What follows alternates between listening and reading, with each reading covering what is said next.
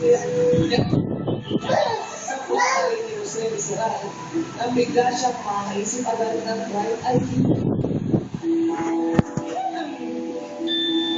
Ay! Kaya sa ulo, ako hindi. Kala ko baka mag-yun.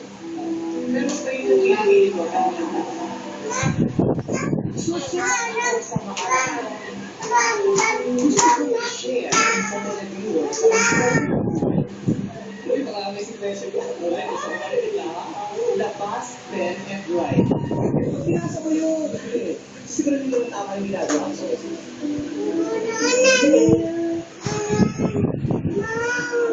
Ate Sharon. Ayusin mo, ha? Dear Ate Sharon, kayo po ang isa sa pinakamagandang babae sa mundo. Wow, sincere. Malapit na po ang Pasko. Mas natin may pabonus.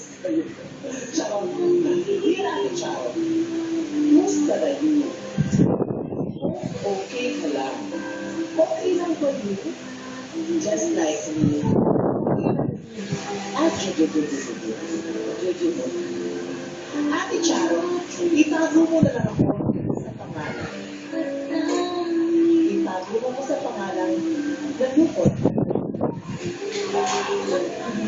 Itago mo ko sa pangalan Jose Marie Borja Becerra.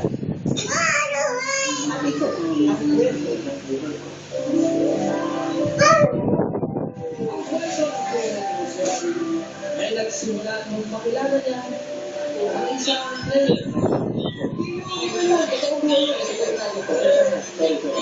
hindi pasok sa 60 years yun. Noong mga 4 years, ako tsaka ay hindi nagpatibok ng kanyang puso. Si